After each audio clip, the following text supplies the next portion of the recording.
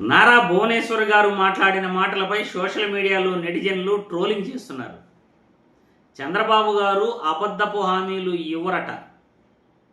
చంద్రబాబు గారు అబద్ధపు హామీలు ఇవ్వరు అని నారా భువనేశ్వర్ గారు మాట్లాడిన మాటలపై సోషల్ మీడియాలో ట్రోలింగ్ చేస్తున్నారు. ఇంతకీ నారా భువనేశ్వర్ గారు ఏం మాట్లాడుతున్నారు? సోషల్ మీడియాలో నెటిజన్లు ఎందుకు ఆమెను ట్రోలింగ్ చేస్తున్నారు? ఒక్కసారి ఆమె మాట్లాడిన మాటలపై సోషల్ మీడియాలో వైరల్ అవుతున్న వీడియో చూసిన తర్వాత మళ్ళీ దీనిపై మనం విశ్లేషించుకుందాం. ఏమండో ఇది విన్నారా? ఆయన మాట ఇచ్చారంటే ఆ మాట మీద ఆయన ఎప్పుడూ నిలబడతాడు. నవ్వు ఆపుకుంటున్నావు కదరా? ఏదో ఓట్ల కోసం మిమ్మల్ని ఫూల్ చేయటానికి కాదు. He doesn't want to fool public. ఈ సినిమాలో పెద్ద కామెడీ వన్స్ నాకు ఇది చాలా గుర్తు. అప్పుడు చంద్రబాబు నాయుడు గారు సీఎంగా ఉండి మళ్ళీ జనరల్ ఎలక్షన్ ఎదుర్కొనేటప్పుడు రాజశేఖర్ రెడ్డి గారు ఒకటే ప్రామిస్ చేశారు, that we're going to give free power to the public. So చాలా మంది నాకు చెప్పారు, మేడం కొంచెం సార్కి చెప్పండి, ఆ ఫ్రీ పవర్ ఇచ్చేస్తే మనం కూడా గెలిచిపోతామని. నేను సార్కి చెప్పాను, చంద్రబాబు నాయుడు గారికి, ఏంటి ఇట్లా ఫ్రీ పవర్ ఇస్తే తప్పకుండా మన తెలుగుదేశం మళ్ళీ పవర్లోకి వస్తుందని చాలా మంది సూచనలు ఇచ్చారు. మీరు తప్పకుండా అది ప్రామిస్ చేయండి. అది ప్రామిస్ ఇచ్చిన తర్వాత ఎలక్షన్ అయిన తర్వాత చూసుకోమంటున్నారని ఒకే మాట అన్నారు, I will not make the public a fool. నాతో చెప్తే చెప్పావు కానీ ఎవరితో చెప్పకు, ఎవరు నమ్మరు. చూశారుగా నారా భువనేశ్వర్ గారు మాట్లాడుతున్న మాటలు. ఉచిత కరెంటుపై ఆమె మాట్లాడుతున్నారు. సోషల్ మీడియాలో నెటిజన్లు ట్రోలింగ్ చేస్తున్నారు. బహుశా ఈమెకి చంద్రబాబు గారి పైన అభిమానమా, లేకపోతే జనాల్లో ఏదో ఒకటి చెప్పాలి కాబట్టి చెబుతున్నారా నాకైతే అసలు అర్థం కావట్లేదు. 1999, 2004 మధ్యలో చంద్రబాబు గారి యొక్క విధి విధానాలు, ఆయన ప్రభుత్వ పరిపాలనలో ముఖ్యంగా ప్రజలు ఇబ్బంది పడింది, వ్యవసాయం రంగంలో రైతులు ఇబ్బంది పడింది, కరెంటు కష్టాలు ఎదుర్కొనే. బషీరాబాగు కాల్పులు ఎలా వచ్చాయో తెలుసా నా భువనేశ్వర్ గారు? బషీరాబాగులో గుర్రాలతో రైతులను తొక్కించారు. ఎందుకో తెలుసా? కరెంటు కష్టాల కోసం. ఆ రోజు చంద్రబాబు నాయుడు వ్యవసాయదారులను ఎంత ఇబ్బంది పెట్టాడో, కరెంటు ఎప్పుడు వస్తుందో ఎప్పుడు రాదో కూడా తెలియనటువంటి పరిస్థితి. ఈ కాలం పిల్లలకు బహుశా తెలియకపోవచ్చు. కరెంటు లైన్లపై గుడ్ల ఆరేసుకోండి అని కూడా అన్నాడు.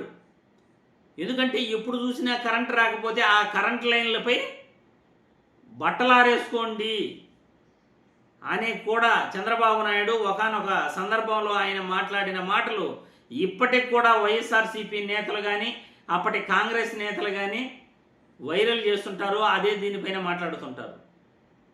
రైతులకు కష్టాలు కన్నీళ్లు సినిమా చూపించిన చంద్రబాబు గారు ముఖ్యంగా వ్యవసాయ రంగంలో రైతులు ఆత్మహత్యలు జరగడానికి, రైతులు రాత్రిపూట కరెంటు వస్తే పొలాలకు వెళ్ళి పాము కాటుకు కానీ విద్యుత్ ఘాతకాలకు కానీ గురై చచ్చిపోవడానికి చంద్రబాబు నాయుడు అప్పట్లో ముఖ్యమంత్రిగా ఆయన చేసిన పరిపాలన వల్లే, ఆయన పెట్టిన బాధల వల్లే కరెంటు పగటిపూట ఇవ్వకుండా రాత్రిపూట ఏ టయానికి కరెంటు వస్తుందో తెలియక రైతులు కాపలా కాసేవాళ్ళు. ఇప్పట్లాగా 108 లేవు. పాము గరిసినా తేలు గరిసినా పొలాల్లో టౌన్కి వచ్చే లోపల చచ్చిపోయేవాళ్ళు. రైతుల పరిస్థితి అంత దారుణంగా ఉండేది. మహానుభావుడు రాజశేఖర్ రెడ్డి ఉచిత కరెంట్ అనౌన్స్ చేసి ఆయన అధికారంలోకి వస్తానే రైతులకు కరెంటు కష్టాలు తీర్చడమే కాదు, వాళ్ళకి పగటిపూట కరెంట్ ఇవ్వటం కానీ, వాళ్ళకి ఉచిత కరెంట్ ఇవ్వటం కానీ, 108 వాహనాలను ప్రవేశపెట్టడం కానీ రాజశేఖర్ రెడ్డి చేసిన పనుల్లో అత్యుత్తమైన పనులుగా మనం చెప్పుకోవచ్చు.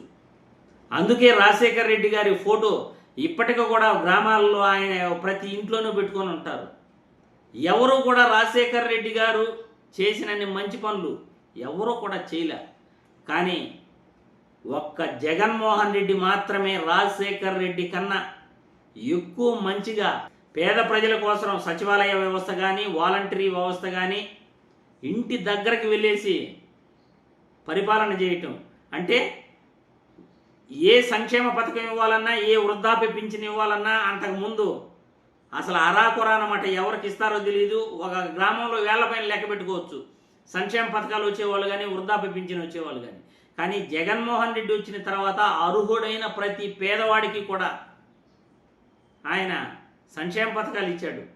ఉచిత కరెంటు పగటిపూట 9 గంటలు ఇచ్చాడు జగన్మోహన్ రెడ్డి. అంతకుముందు ఏ 3 గంటలో 4 గంటలో ఇస్తే పగటిపూట 9 గంటలు ఉచిత కరెంటు ఇచ్చిన మహానుభావుడు జగన్మోహన్ రెడ్డి కూడా. వాళ్ళ నాన్న ఎలా అయితే పరిపాలించాడో వాళ్ళ నాన్న కన్నా ఒక మెట్టు ఎక్కువగానే జగన్మోహన్ రెడ్డి కూడా వ్యవసాయదారులను పట్టించుకున్నాడు, పేద ప్రజలను పట్టించుకున్నాడు, ప్రభుత్వ బడులను పట్టించుకున్నాడు, ప్రభుత్వ ఆసుపత్రులను పట్టించుకున్నాడు.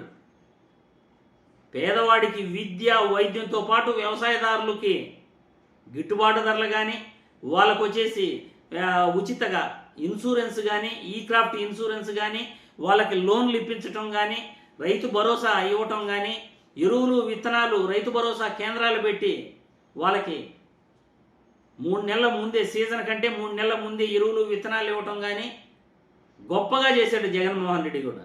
కానీ చంద్రబాబు నాయుడు గారు ఇప్పటికీ కూడా చరిత్రలో నిలిచిపోతారు. ఇచ్చిన హామీ ఇవ్వడు అనేది. ఎన్ని హామీలు ఇచ్చాడమ్మా మొన్న 2024 ఎన్నికలలో? ఒక్క హామీ అయినా సక్రమంగా నెరవేర్చాడా? ఇప్పటికిప్పుడు ఎన్నికలు పెడితే చంద్రబాబు నాయుడు కూడా ఓడిపోతాడు కుప్పంలో. ఇప్పటికిప్పుడు ఎన్నికలు పెడితే కనీసం 20 సీట్లు కూడా రావు చంద్రబాబు నాయుడు గారికి. బహుశా మొన్న కూడా రాలేదనుకోండి, అది వేరే కథ. మొన్న కూడా గెలవలా, అది వేరే కథ. దాని గురించి మనం మాట్లాడాల్సిన అవసరం లే. దాని గురించి ఆల్రెడీ ఎన్నో వీడియోలు పెట్టేశారు. ఎలక్షన్ కమిషన్ని ఎన్నో ప్రశ్నలు అడిగారు. ఎలక్షన్ కమిషన్ ఇప్పటివరకు సమాధానం కూడా చెప్పలా. కానీ నారా భువనేశ్వర్ గారు తెలిసి మాట్లాడుతున్నారా, తెలియక మాట్లాడుతున్నారా? చంద్రబాబు ప్రజలకు ఇచ్చిన హామీలు, ఆయన అబద్ధపు హామీలు ఇచ్చాడు కానీ ఒక్కటి కూడా నిజమైన హామీ ఏ రోజు ఇవ్వలేదు. ఆయన ఇచ్చిన హామీని ఏ రోజు నిలబెట్టుకోలే. మీరు మాట్లాడిన మాటలంతా కూడా చాలా చాలా తప్పు మేడం. మీ పైన మాకు గౌరవం ఉంది, కానీ మీరు మాట్లాడుతున్న మాటలు చాలా చాలా తప్పు. ఇది మేము రాజకీయాల్లో చంద్రబాబు గారిని మేము తప్పుపడుతున్నాం. ఆయన ఎప్పుడూ హామీలు ఇచ్చి తప్పుతుంటాడు అని ప్రజలకి తెలియజేస్తున్నాం.